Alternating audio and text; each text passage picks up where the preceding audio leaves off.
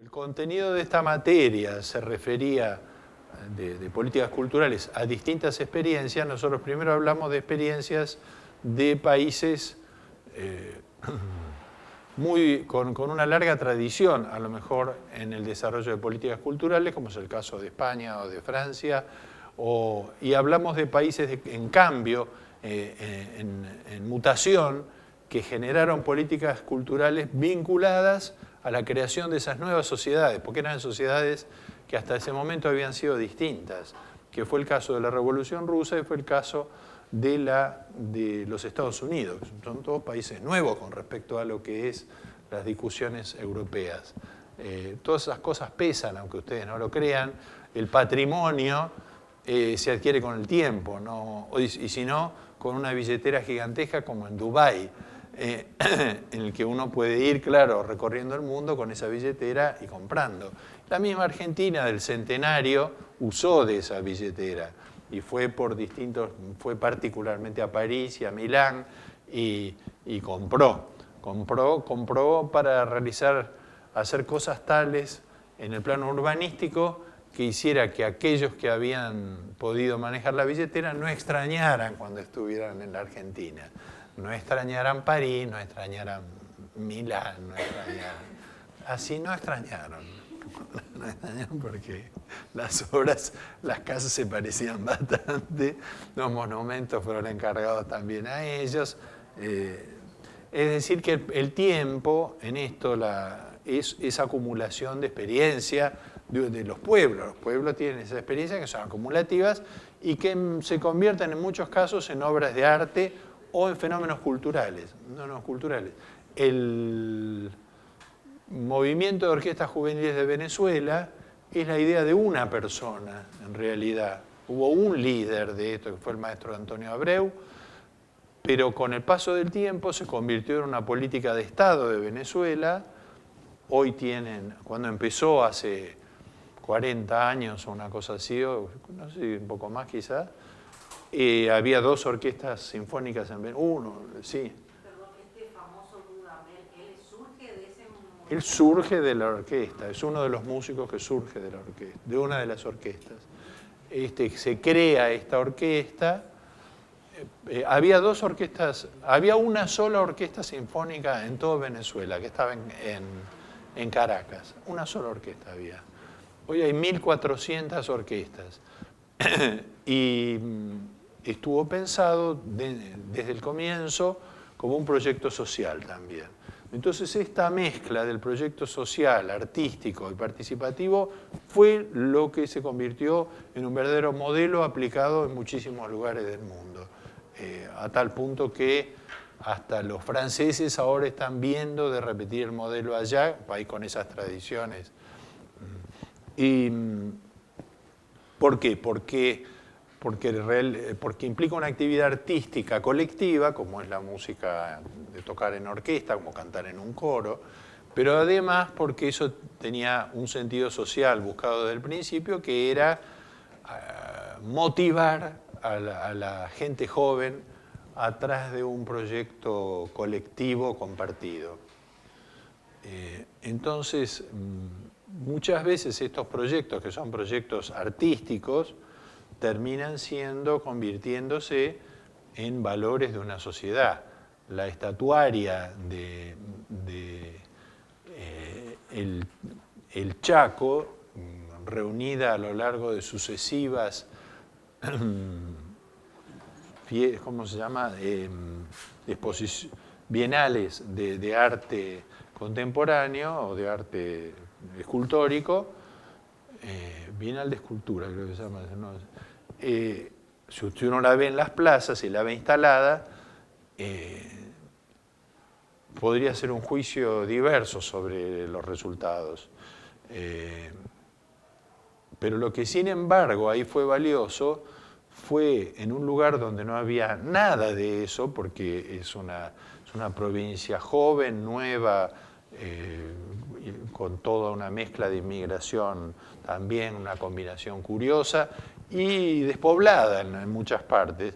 Entonces en la capital de esa ciudad se inventó algo que desde el punto de vista que lo inventó una fundación, además no lo inventó el Estado, Fundación Urunday, el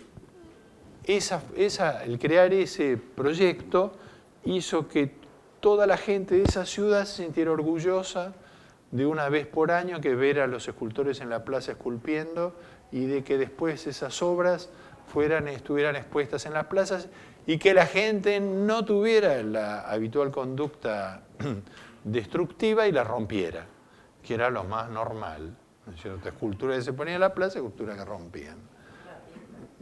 Lo están haciendo en el Jardín Botánico con escultura francesa en Buenos Aires o del zoológico que valen una fortuna y que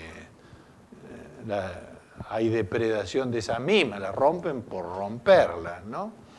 Entonces, un proyecto de gestión cultural es un proyecto que involucra ideales de una sociedad, por lo general.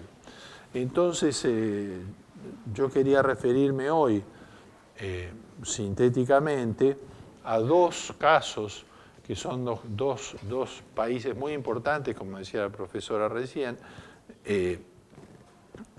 que es el caso de México y Brasil.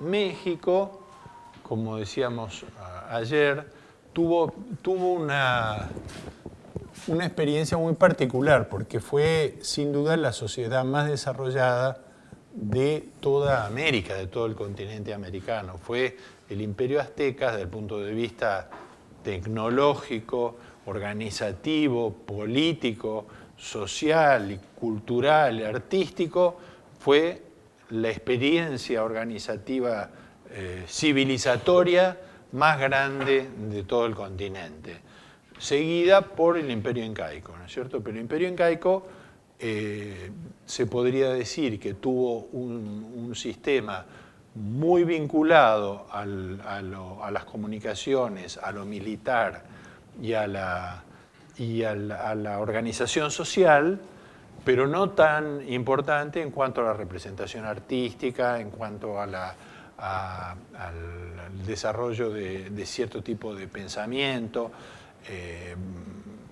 pero a la vez sufrió el primer impacto de la llegada de los europeos. Fue la primera comunicación que hubo directa, descontando a los pobres de las islas que precedieron a la llegada al continente de Hernán Cortés. Y cuando ellos llegan, porque esto es lo importante para entender también la situación, cuando ellos llegan en un momento en que en España está instalada ya la experiencia de los Habsburgo, es decir, está por un lado Carlos V, después le va a suceder su hijo, es decir, que en un siglo, en ese siglo tan decisivo, va a haber una unidad de conducción y una coherencia en cuanto a los objetivos muy grande en la monarquía española, que además va a ser el momento más alto de la monarquía española. La monarquía española va a reinar sobre la mitad de Europa en ese momento. Van a llegar hasta Alemania, hasta Bohemia, hasta la frontera con los turcos, van a ocupar prácticamente toda Europa, o casi toda Europa. Y con una base muy particular, y es que la demora con que los españoles tardaron en recuperar el territorio de manos de los moros, como se decía en la época, son 700 años. En esos 700 años, indudablemente, todo eso se había vuelto una cultura mixta en la cual participaban tanto las poblaciones árabes como los núcleos judíos muy importantes en las principales ciudades españolas, y con africanos, porque también había esclavitud y había esclavos negros en la España del 1500, del siglo XVI. Entonces, cuando eso sucede, es justo en ese momento en que esta guerra perpetua que ha durado 7 siglos y que es muy compleja, porque no es no es lo que el proceso que se llama de la Reconquista tiene miles de facetas, es decir, a veces estaban asociados señores feudales con señores árabes, como por ejemplo en una de las tomas que hubo de la Catedral de Santiago de Compostela. Se aliaron un jeque árabe con un conde español para tomar Compostela, ¿no? Que era un santuario de la cristiandad. Es decir, que no era tan unitario en cuanto a su concepción. Ya todo estaba muy mezclado. Pero sin embargo, cuando llegan la unión de los reyes católicos, de Fernando de Aragón y de Juana de Castilla, Isabel de Castilla, disculpo, es un momento en que están por decidir, porque Fernando de Aragón está por decidir si avanzar que su aspiración hacia el Mediterráneo es quedarse, por eso ocupa las Baleares y empieza a desarrollar guerras en Italia. O sea que Aragón, que queda en el extremo oriental del Mediterráneo, estaba mirando hacia el Mediterráneo interior. Y en cambio Castilla iba avanzando laboriosamente desde el territorio vasco, habían llegado hasta el final de la península, que era el punto de encuentro donde se está a 60 kilómetros de África, de Marruecos. Y entonces hay un acuerdo entre ambos, por eso es que en el escudo dice, en el escudo del casamiento dice, tanto monta tanto Isabel como Fernando, como para decir que los dos monarcas tenían el mismo peso, ¿no? Y entonces, en ese momento es cuando comienza un proceso de unificación verdadera de España, que eso en otros países, como por ejemplo en Francia, había ocurrido antes. Es decir, el nacimiento de las naciones-estado ocurre antes en otros países de Europa. Esto está como retrasado. Se llega al final de la guerra con los moros con una idea de la Edad Media, con un pensamiento medieval. Un pensamiento medieval muy simplista, donde hay una única verdad, que es la de la Iglesia Católica, y el resto no existe. Y entonces, en una combinación con la Iglesia Católica de Roma, que también pasa momentos difíciles durante todos esos años, la Iglesia de Roma le otorga, a través del Tratado de Tordesillas y la bula intercaétera y las otras bulas, le otorga a los reyes de España y Portugal los territorios que van desde Europa hasta 200 millas de lo que descubierto y lo que haya para descubrir. Por descubrir para descubierto no había nada, lo que había era para descubrir. Los portugueses hacían un siglo que estaban ya haciendo una campaña haciendo litoral haciendo el litoral de África. Y ellos sí seguían esa navegación hacia el sur porque estaban convencidos de que en algún momento iba a haber un paso para las Indias, que era donde querían llegar y que sabían que existían las Indias. Entonces, es en ese momento que esa España feudal y católica, se llaman los reyes católicos a sí mismos, ¿no?, aparece en América. Y es el momento en que esa Portugal comercial y mercantil aparece en América. Son dos posiciones totalmente distintas y que generan una actitud bien diferente. En el caso de los españoles, fíjense que la unidad se había llegado a tal punto que la corona le encarga a Nebrija hacer una gramática castellana, o sea, para que todo el mundo hable castellano en un país donde hablaban cualquier otra lengua. Solo los castellanos hablaban el castellano en realidad, los otros hablaban otras lenguas. Podrán ser, o en otra época fueron considerados dialectos, hoy son considerados nuevamente lenguas, la mayor parte de ellas. Y entonces, eso como factor de unidad. La siguiente idea de factor de unidad es expulsar es hacer convertir, como sucedía en todos los casos, también sucedía en el otro campo. El que perdía la guerra se tenía que convertir o lo mataban, tenía esa opción. Entonces inmediatamente todos se convertían. Todo el mundo se convertía. Y se convirtieron así los árabes y se convirtieron así los judíos. Todos se convirtieron.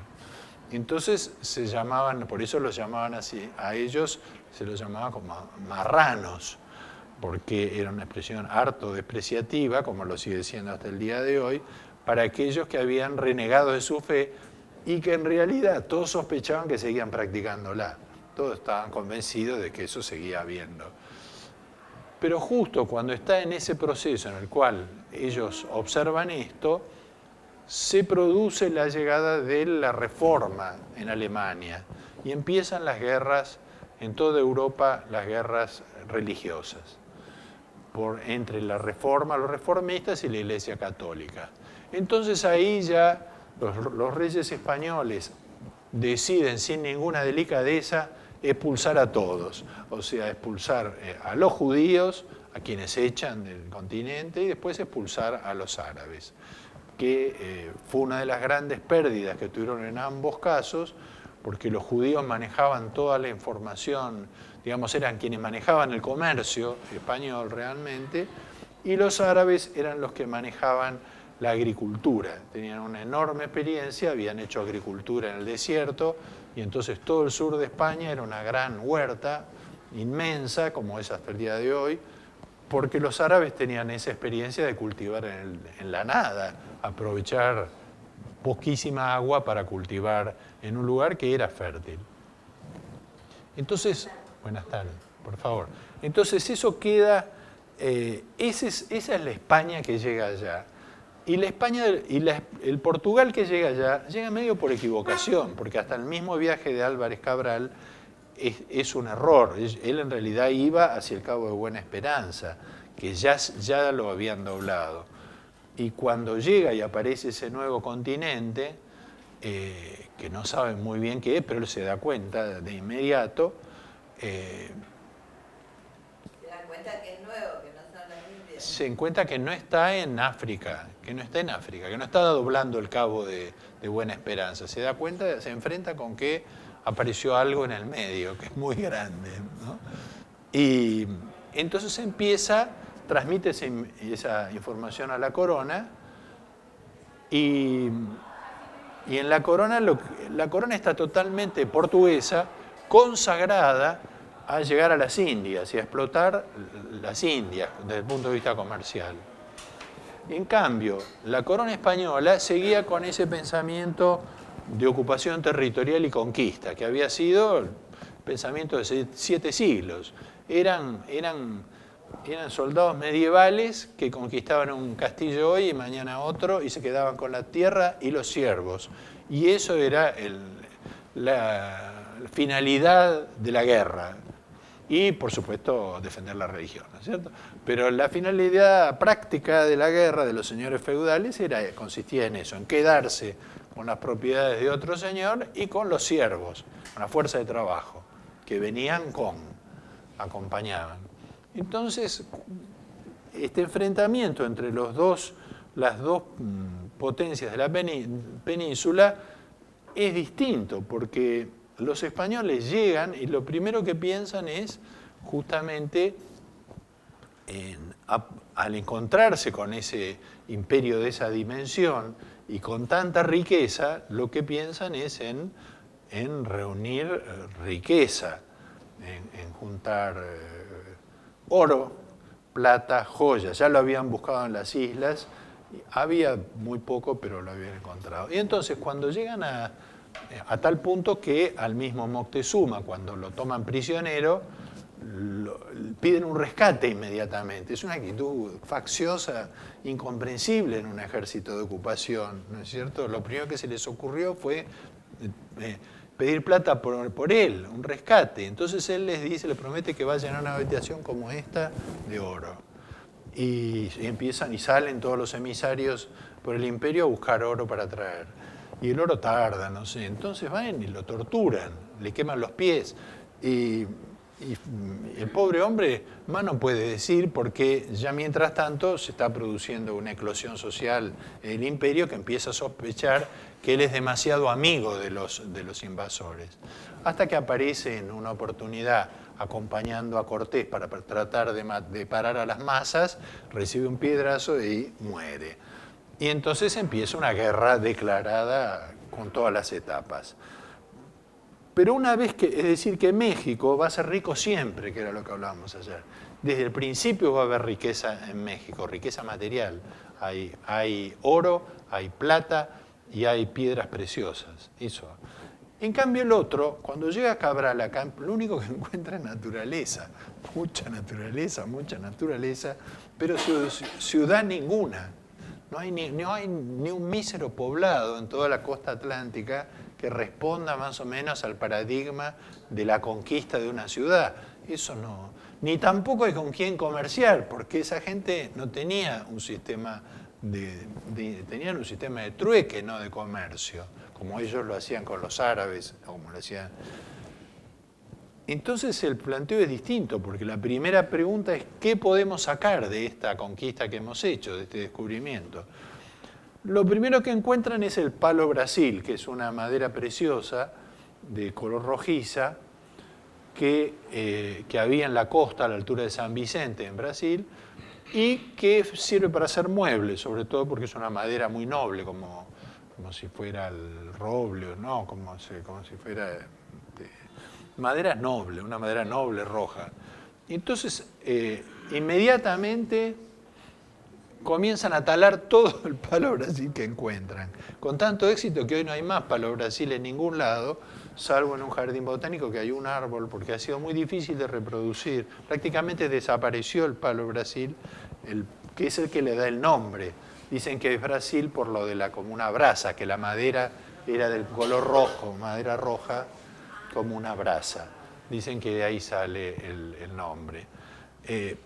Pero una vez que terminan con esto, se dan cuenta que eso no rinde más, que no hay oro, que no hay... Tienen noticias de que hay oro, pero el oro está lejísimo. Claro, las noticias llegan totalmente distorsionadas y les hacen creer que el Perú está ahí nomás, ¿no? Ellos están en Santa Catarina y el Perú está... Entonces,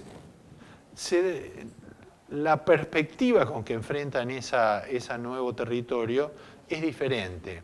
Es la distribución de las tierras y sus habitantes. Pero la corona no quiere poner un real en ese momento, porque no tiene, porque está todo aplicándolo, todo eso lo está aplicando a llegar a las Indias. Y entonces lo único que se le ocurre es el hacer una licitación entre los poderosos portugueses para otorgar la concesión territorial. Y dividen todo el territorio en 12 capitanías que se llaman donatarias, que son en realidad... este no escribe nada. Donatarias, que son...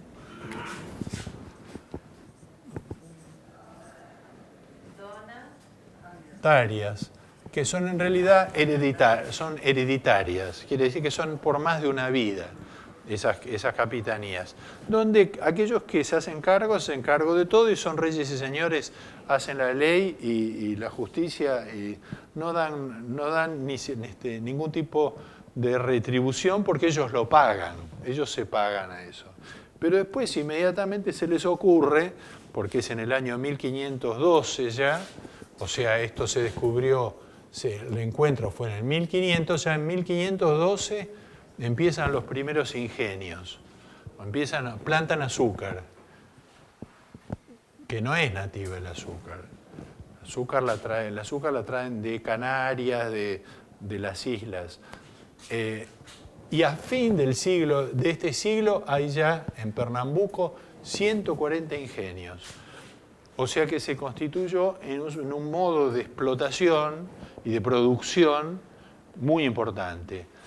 A tal punto que ellos, los historiadores, sobre todo los que fueron historiadores marxistas de comienzo del siglo XX, decían que había un ciclo, dividen la historia en el ciclo del azúcar, el ciclo del algodón, digamos, primero el ciclo del Pau Brasil, después el ciclo del azúcar, después el ciclo del algodón y por fin el ciclo del café. Porque se puede decir que se puede contar la historia de Brasil en torno a estos ciclos. El Pau Brasil, el azúcar,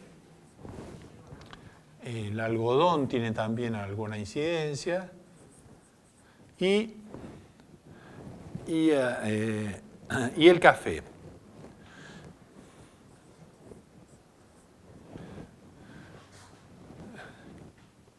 En medio de todo esto, en el año 1700, cuando ya el ciclo es que se descubre oro en Minas Gerais.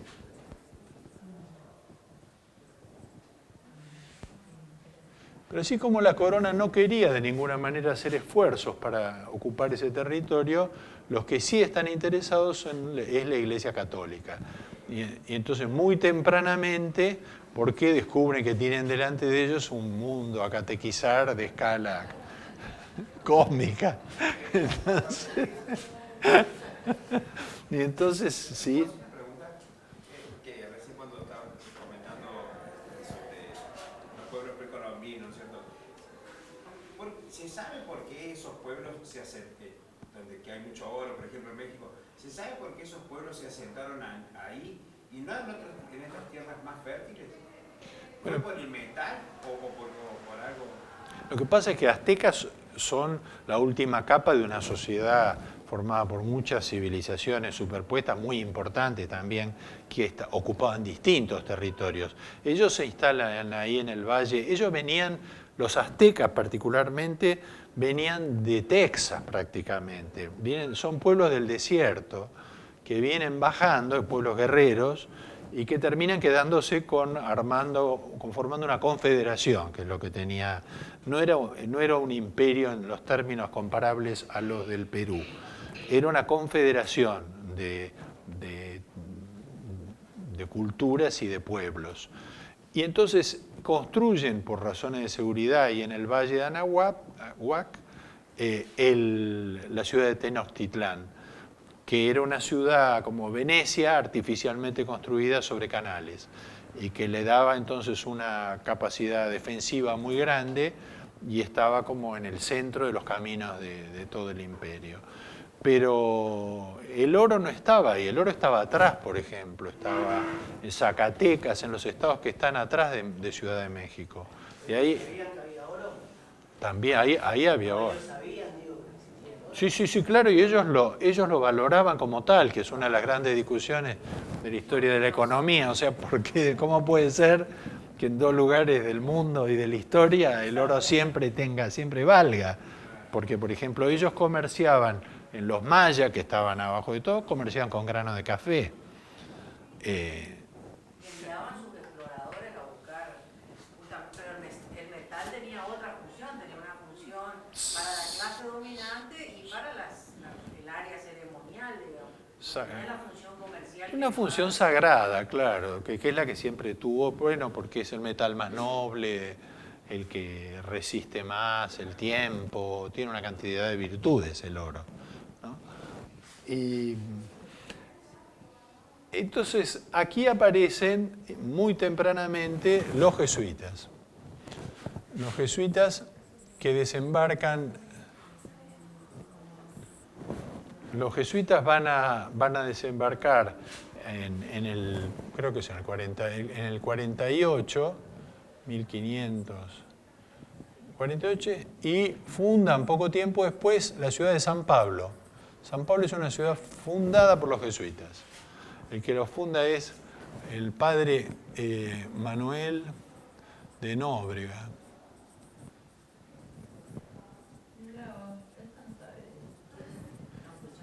Sí, la fundan los jesuitas, la ciudad de San Pablo.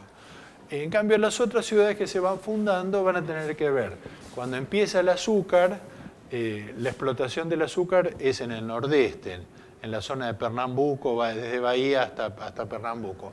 Entonces la primera capital que se va a fundar, que va a tener Brasil, va a ser Bahía. Cuando comience el ciclo del café, que va a ser prácticamente en el siglo XVIII, cuando aparezca el oro y venga la corona, la capital va a ser Río de Janeiro.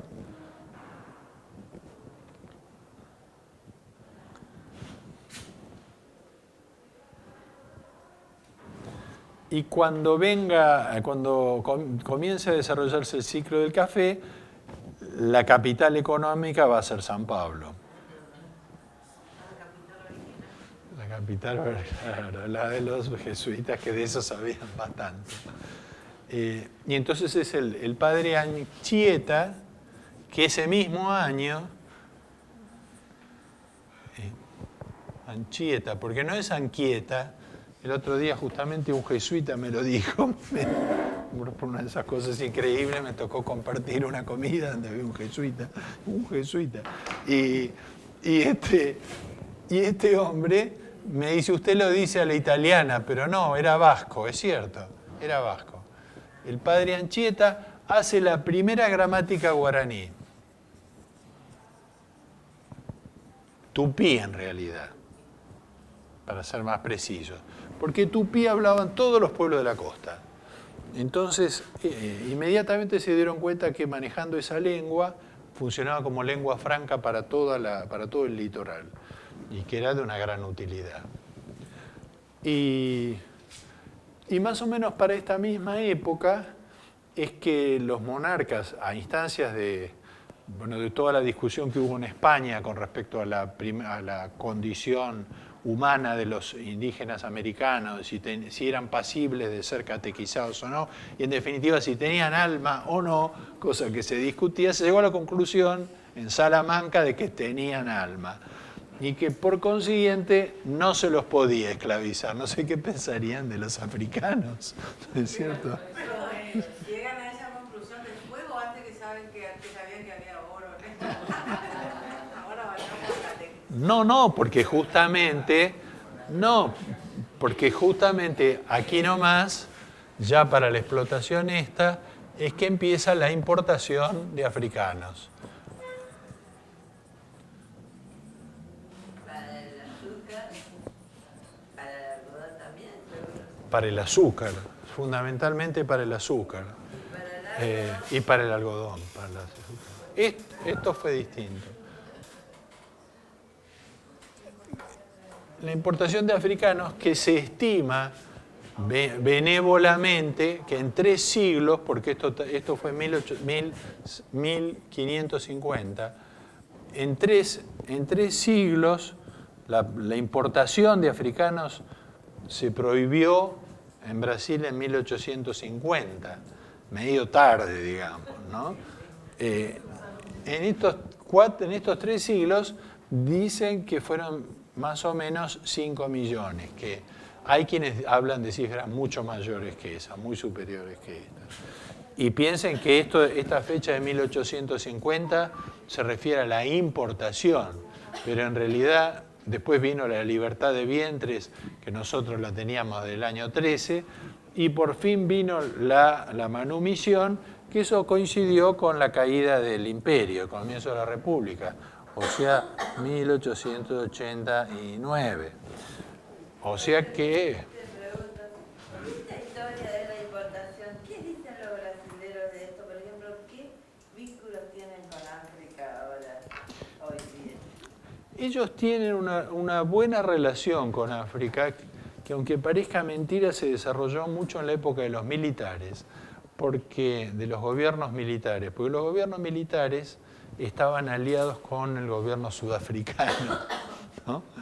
Y pensaban en un eje estratégico Brasil-Sudatlántico, Brasil-Sudáfrica. Pero después, porque toda la izquierda tenía mucha relación, después tuvo mucha relación con Angola y Mozambique, que era donde había, y con muchos de los primeros estados en el siglo XX en los que hubo gobiernos gobiernos socialistas. Casi todos venían, la mayor parte de los esclavos venían de la zona del Golfo de Guinea, de Angola y del Golfo de Guinea, casi todos venían de esa región, que es donde da la vueltita a África. Casi todos venían de esa región. Pero también había, hasta de Abisinia, había una población. Fue uno de los operativos así de erradicación de poblaciones más monstruoso que se hizo en la historia, porque a la escala de la cantidad de gente que había en ese tiempo en el mundo era una cifra descomunal, ¿no? Bueno, entonces aquí se produce el fenómeno este particular, que es la llegada en 1806 de la corte brasileña que se desplaza a Río de Janeiro, porque perseguidos, como ayer evocábamos, perseguidos por las tropas napoleónicas, y que hace que Río de Janeiro se vuelva la capital del imperio, porque cuando se desplaza el emperador a Río, se desplaza con todo el imperio. Es decir, se desplaza con 10.000 personas, que es toda la corte, 10.000 personas, custodiados por la flota inglesa, y que la flota inglesa, como les contaba la vez pasada, estaba en el puerto de Lisboa. Ellos estaban con las carretas y hasta que no firmaron el convenio de monopolio del comercio, no lo subieron a los barcos, hasta que al final lo subieron y se lo llevaron. Entonces la corte se salvó, el imperio se instala acá y va a tener una prolongadísima continuidad, porque en realidad se va a convertir en una monarquía constitucional,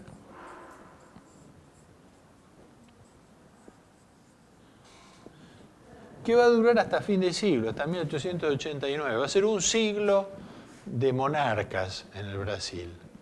Y es muy curioso cómo lo recuerda la memoria popular, porque cuando viene el carnaval, vieron que siempre están vestidos de princesas, están vestidos a la moda de la corte portuguesa, coronas, y claro, es extraordinario porque eso, pensar desde la favela, arriba de un morro, pensar en eso, es increíble, ¿no? Es increíble. Y pelucas blancas, bueno, monárquica. En Brasil no, porque el conflicto que se produjo fue que el emperador, el hijo del emperador, que era muy chico, tuvo que ser vigilado por 3 regentes hasta que alcanzó la mayoría de edad, a los 16 años.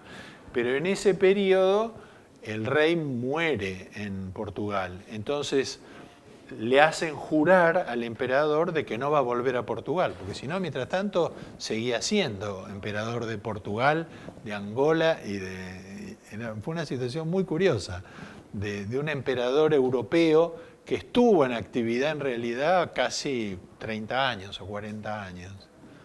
Entonces, por eso tuvo que... bueno, ¿y cómo termina esto?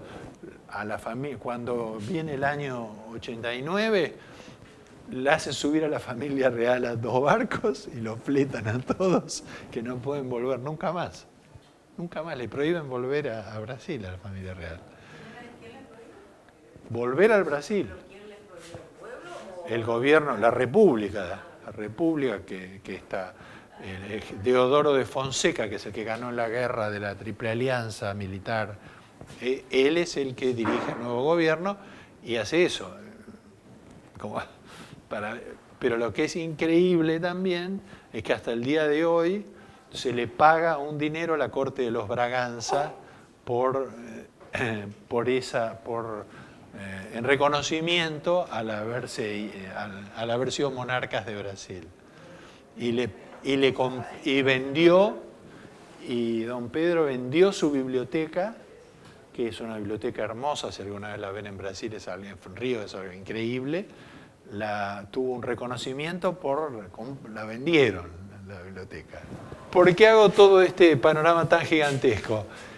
Porque en realidad sin la formulación que hoy tendríamos, aquí hubo varias políticas culturales que se desarrollaron en el caso de Brasil. Yo arranqué con México y puse Brasil. Tengo que estar loco. Bueno, lo diría al revés ahora.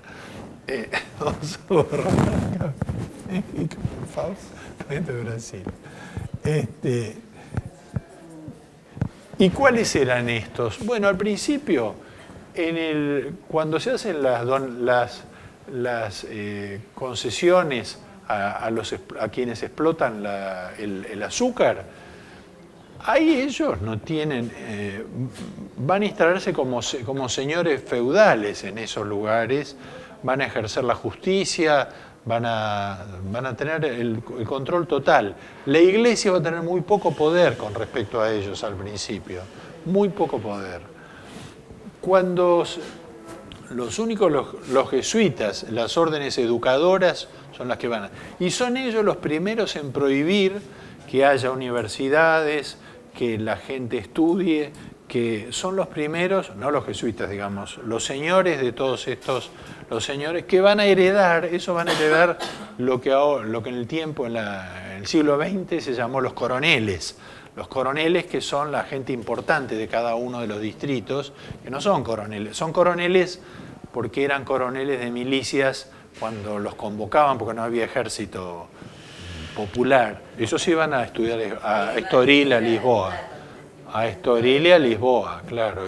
No estudiaban en Coimbra, no estudiaban allí. O sea que una política cultural fue la negación de la alfabetización, la negación. Por ejemplo, estaba prohibido alfabetizar a un negro, estaba directamente prohibido. Los únicos que tuvieron un espacio fueron los jesuitas, porque con esa historia de que tenían alma y que había que enseñarles la religión, hubo una permisividad con respecto al aprendizaje. Pero no así en toda la población negra, que más o menos a poco tiempo de transitar la historia ya era la tercera parte del Brasil, de la población brasileña. Eran, en la primera estimación que se hace a fin del siglo XVI, son 20.000 europeos blancos, 18.000 indios dominados y 14.000 esclavos negros. Esa proporción fue creciendo con los esclavos porque los esclavos negros y los esclavos indios. Eso es fin del siglo XIX, como cuando vinieron acá, y italianos y japoneses. San Pablo tiene la población japonesa más grande del mundo después de Japón, son todos de Okinawa, de la isla de Okinawa. Y con respecto a la relación que que desarrollan los jesuitas, y van a ser los más audaces de todo este periodo, porque ellos van a partir de la base hasta su expulsión, que es en 1774, creo, allí, son los que van a aprender las lenguas, son los que van a hacer las gramáticas, quienes van a pelearse con los bandeirantes, que es la otra fuerza de trabajo que aparece acá en San Pablo, que van a conquistar territorios hacia el interior, los bandeirantes. Bueno, sobre esto, por ejemplo, vos preguntabas con respecto a qué relación tienen con los africanos. Yo muchas veces me pregunto qué relación tienen con los bandeirantes, porque está lleno de estatuas de los bandeirantes y nunca hubo la menor autocrítica a la acción de los bandeirantes en Brasil. Los bandeirantes han sido considerados como héroes en la conquista del territorio, pero los bandeirantes lo que hacían era hacer grandes expediciones para capturar población indígena y llevarla como mano de obra para la costa, para que trabajaran en los ingenios y en el algodón. O sea, eran vendedores, eran de carne humana. Eran privados. Eran privados. Claro, la explotación consistía en eso. Lo que se le podía sacar a ese territorio era eso. Cuando se encuentra, por lo tanto, los jesuitas van a llevar adelante la única acción cultural orgánica hasta prácticamente hasta los 1700. Y en 1700, cuando aparece el oro, entonces la corona lo que hace es cierra la zona de las Minas Gerais con el ejército, saca todas las órdenes religiosas de adentro porque considera que las órdenes religiosas van a servir para robar, sacar el oro en forma contrabandística, y se desarrolla en esa zona de las minas generales, las Minas Gerais, se desarrolla toda una cultura propia que va a tener, porque es una población formada por hombres solos, como si fuera una zona, como cualquier zona minera, y por esclavos libertos, y que iban todos y que, bueno, dentro de la fantasía de cada uno de ellos, alguno encontraba una pepita y conseguía escondérsela. La corte se llevaba, la corona se llevaba el famoso quinto real, o sea, se llevaba el 20% de todo lo que se extraía. Pero se contrabandeaba a muerte, y gran parte del contrabando salía por acá justamente, iba por acá hasta Buenos Aires. Eso fue durante 2 siglos. Bueno, entonces aquí sí hay un movimiento que responde a políticas populares, en realidad burguesas, de las ciudades que se van creando con muchísimo dinero. Y ahí es que se hacen iglesias maravillosas, que aparecen a figuras como el Aleijadinho, que es el gran escultor popular. Hay muchísimos músicos, llegó a haber 3.000 músicos que eran todos mulatos, se llama el movimiento mulatismo mineiro, porque son músicos formados y que trabajaban brindando sus servicios a las ciudades en las fiestas religiosas. Cada vez que en la agenda aparecía uno, iban estos grupos de músicos. Pero un grupo muy importante. Los músicos se profesionalizaron en Minas Gerais.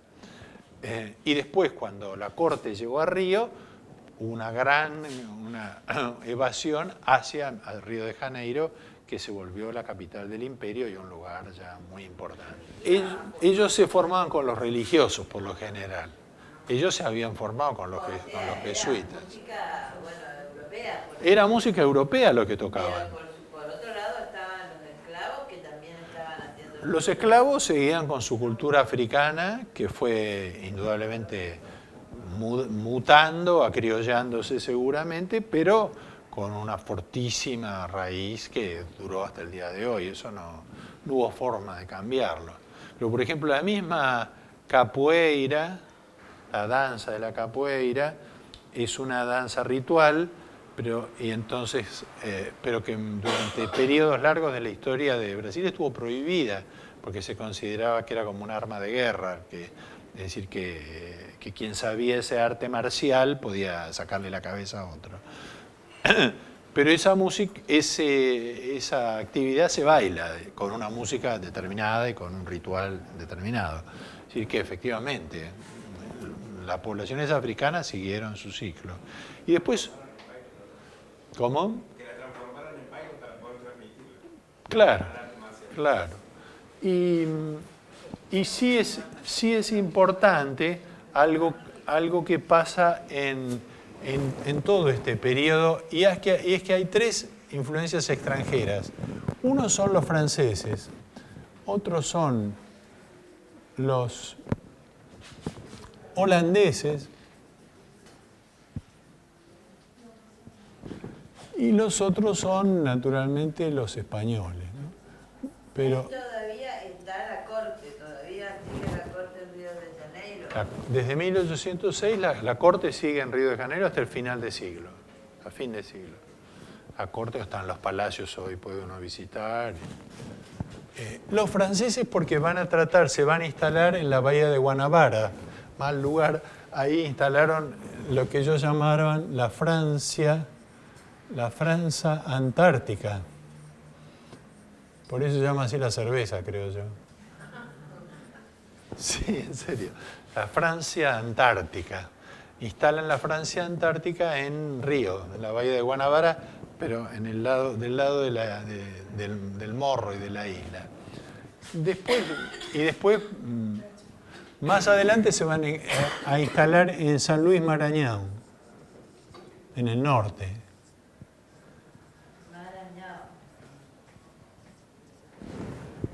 Y los holandeses, ya en el año 1600, digamos, en siglo XVII, van a ocupar Pernambuco, Olinda, Recife. Van a atacar Bahía también, la van a ocupar. Los franceses no van a traer grandes... Los franceses lo que van a hacer es lo que hacían en el Canadá. Hacían arreglos con las tribus locales.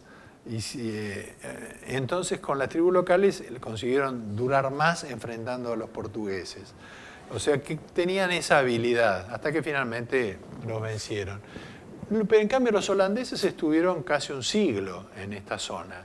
Y si ustedes ven fotos de Pernambuco, de Recife, particularmente de Recife o de Olinda, es una ciudad holandesa, construida con casitas holandesas, y fue un príncipe que se instaló allá y llevó pintores de la corte holandesa, que son los que hicieron un importante relevamiento de lo que era el Brasil de ese tiempo, esa región, hasta que los echaron. Y además los holandeses tenían la particularidad, que se llamaban las Provincias Unidas en ese momento, de que tenían tolerancia a los cultos.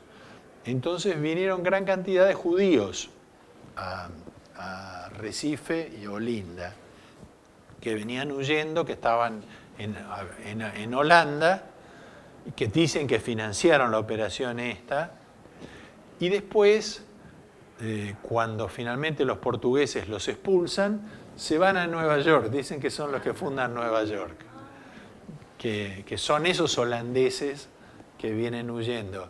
Pero lo que es muy notable en Recife es lo que le llaman las sinagogas da praia. En la playa hay sinagogas, ¿no? Construyeron sinagogas que tienen piso de arena, sinagogas de arella. Entonces, cuando llega el ciclo del café es tan importante porque el café se va a convertir en el centro del poder, va a desplazar el eje de poder de Río de Janeiro a San Pablo. Y San Pablo va a empezar a industrializarse en base a lo que produce el café. Y lo que produce el café es tanto que se convierte en un commodity cuyo precio lo fija el Estado Nacional. Cotiza en bolsa y es el Estado el que decide cuánto vale el café en el mundo, porque tal es la cantidad que produce. Ahora, eso ha hecho que a lo largo del siglo XX, cuando había exceso de producción y bajo precio, se tiraran al mar toneladas de granos de café, ¿no es cierto?, para bajar los precios. Es decir, tienen tal monopolio en realidad que hacen acciones de carácter comercial, pero desde el Estado. Es una fuerza muy grande. Al día de hoy ya no es así. ¿Cómo? Al día de hoy ya no es así. Pero es muy importante igual, es muy importante para la economía. Y aquí entramos en el siglo XX, y en el siglo XX, durante este tiempo del imperio, fue un periodo netamente afrancesado. El emperador mismo manda venir en el año 1816, hace venir, recluta en París a todos los discípulos de la escuela del pintor David, el que pintó todos los grandes cuadros esos napoleónicos. Todos trabajaban eran artistas a sueldo de Napoleón Bonaparte. Y entonces forman una escuela de arte que se instala en Río de Janeiro, y esta escuela francesa va a ser la primera escuela de arte así importante que se desarrolla en el territorio.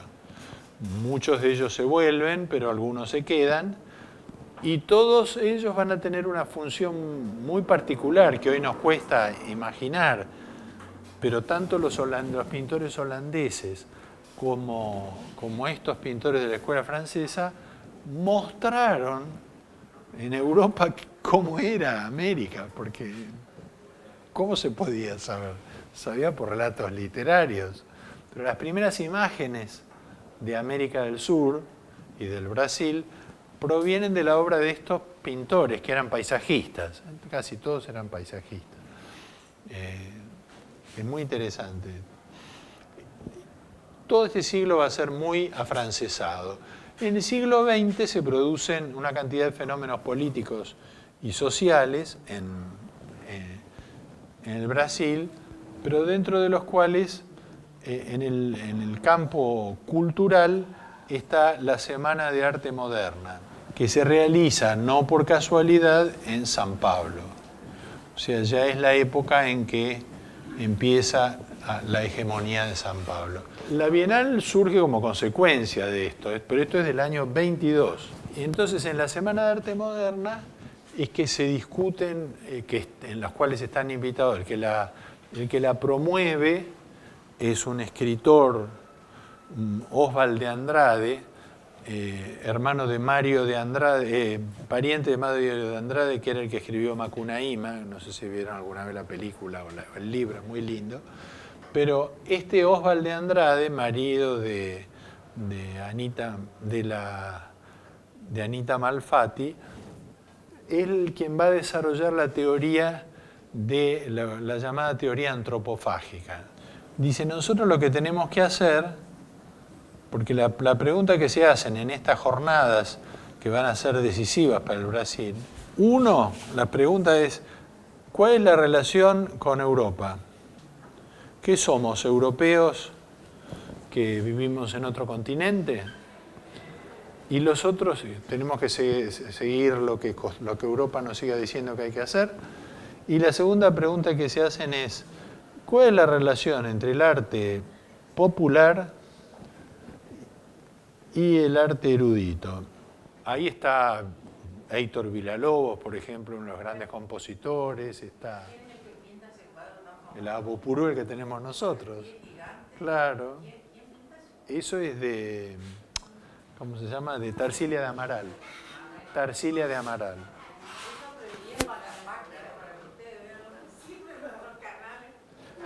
Eso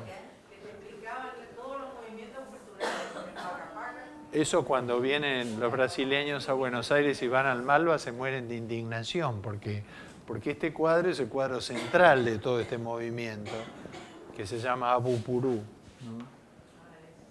Abu Purú. Es el cuadro central, y lo compraron y está acá, está en el medio. Claro, está acá ese cuadro. Entonces, ante esta pregunta, ¿cuál es la relación con Europa? Oswald de Andrade, que es de quien yo les hablaba, Oswald con W de Andrade, la teoría antropofágica, el que hace el manifiesto antropofágico, dice, nosotros tenemos que hacer como hicieron nuestros antecesores, nuestros antepasados, los tupí guaraní. Es decir, comernos a los europeos y luego convertirlos en carne de nuestra carne, ¿no? O sea, el proceso es hacer como hicieron con Solís. Dice, ¿cómo hicieron? Con Solís. Y dice, porque en definitiva, la gran cuestión que debemos resolver es tupí or not tupí. Entonces, a la segunda pregunta, ¿cuál es la relación entre arte popular y cuál debe ser la relación entre arte popular y erudito? Porque ahora se ve de otra manera, pero es como si esta pregunta ustedes se la plantearan diciendo, ¿cuál es la relación entre arte erudito, entre la música sinfónica, ¿no? y la cumbia villera? Así era, porque la música del morro para las clases altas era algo que eran transparentes, no se los veía. Se los veía en el carnaval aparecer, pero si no, no. no existía eso para ellos, no tenía ningún significativo. Entonces, la contestación es, ustedes tienen que hacer como hacen para aprender las músicas de otros países, como por ejemplo la música polaca de Chopin o la música húngara de Béla Bartók o de Zoltán Kodály, estudiar la música de nuestro país y convertirla en propia. Y después entonces empezar a hablar con un lenguaje propio. Y esa discusión en torno a este tema fue lo que sentó las bases del desarrollo de una vinculación mucho más sana y mucho más creativa en la música brasileña que acá en la Argentina, por ejemplo. Es decir, la aparición de la bossa nova tiene que ver con que había una relación entre los músicos académicos y los músicos populares. Eso siguió hasta el día de hoy. Es decir, para Brasil esas diferencias de géneros no existen. Son todas en combinaciones y fuentes de inspiraciones mutuas. O sea que se logró un gran avance con ese pensamiento.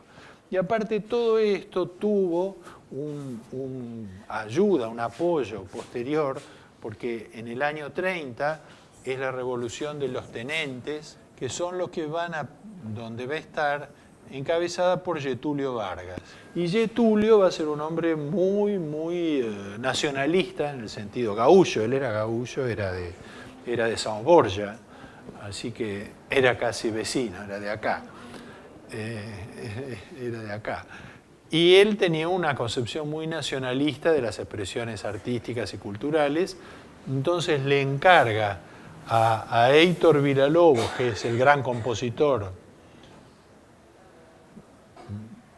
Villa-Lobos, el compositor más importante de Brasil de la primera parte del siglo XX, le encarga la educación musical del Brasil. Y al pariente de Oswald de Andrade le encarga toda la gestión cultural de la ciudad de San Pablo y después y del resto del país, que él se llamaba Mario de Andrade. Eso, si alguna vez quieren reírse un rato, hay una película, él es autor, era musicólogo. Ustedes saben que, por ejemplo, el papá de Chico Buarque de Holanda es una de las figuras, uno de los historiadores más importantes de Brasil. Fue una figura central, Sergio Buarque de Holanda. Sí. ¿Y este Buarque de Holanda? ¿Cuál? Bueno, y ahí hay el Holanda algo tendrá que ver con esta. Sí, porque ellos dicen que él tiene una canción en la que dice: mi abuelo era nordestino, mi papá pernambucano. Así que seguramente el Holanda es que algún holandés había, errante. Mario de Andrade escribe una novela extraordinaria que, si alguna vez está la novela y está la película. Se llama Macunaíma, que es muy buena porque muestra toda la preocupación, hecha con un estilo muy humorístico, de la unidad del Brasil, cómo lograr la unidad del Brasil.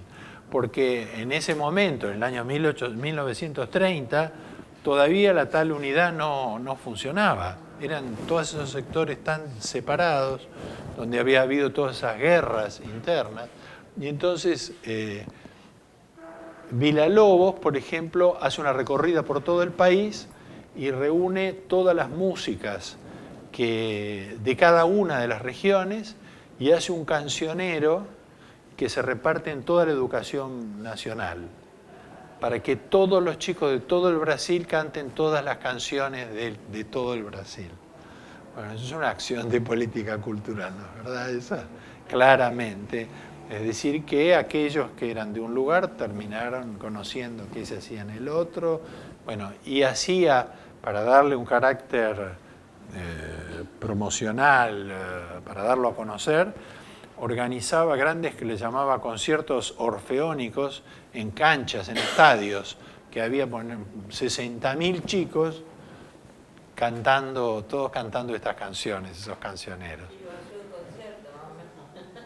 O sea, se se sentaron las bases. Uno habla siempre de la identidad brasileña, pero la identidad brasileña fue construida con decisiones, con muchas decisiones sucesivas, en las cuales, porque después vino otro... ¿Ese periodo que usted dice de las orquestas de Getúlio Vargas ya? Lo de las orquestas es de Venezuela. Lo de las orquestas es de Venezuela. Pero Brasil es un lugar que, claro, la música tiene un poder total.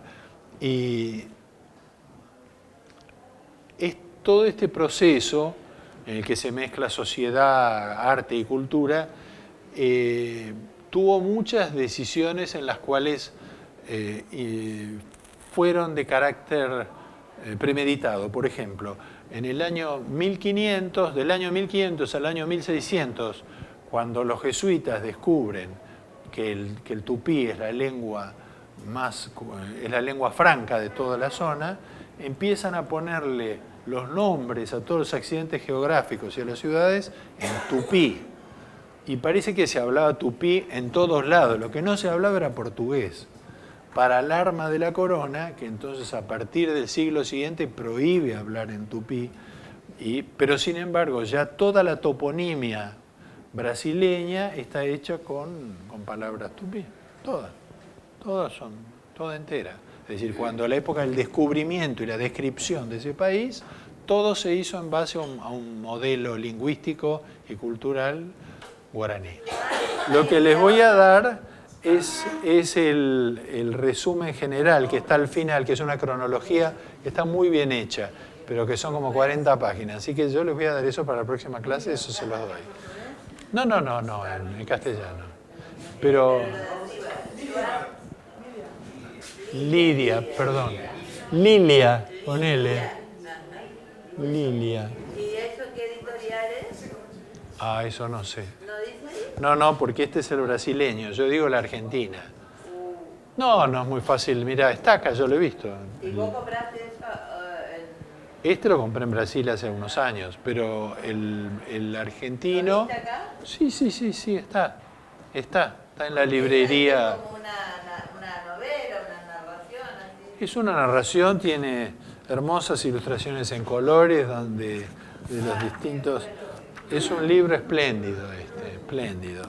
Y es muy sensato en todas sus apreciaciones, muy antiesclavista, desgraciadamente, pero sí, porque se ve que ese es un punto donde están tan centrados y creo que tienen razón, que hasta que Brasil no solucione el problema de la post-esclavitud, no va a terminar de integrarse como sociedad, por más que quiera, no va a poder. Y ese problema existe realmente, ¿no? Uno los ve en los bailes, pero... Y son muy racistas, sí. Porque además la colonización que hubo moderna eran alemanes, eran japoneses, que son re racistas los japoneses, italianos, que son los más integracionistas. Sí. Los más integracionistas son los italianos. Y árabes también, porque por ejemplo, Jorge Amado es descendiente de sirios. Sí, es un sirio. Escuchame, y entonces quiere decir que podemos hablar de una corriente inmigratorias así como las hubo acá. ¿O?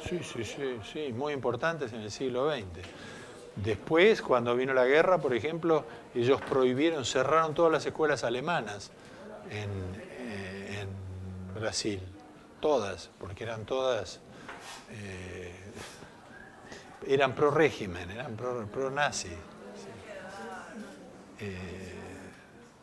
No así los italianos, que eso era... Bueno, ha sido para mí una clase espectacular. Bueno, fue muy lindo.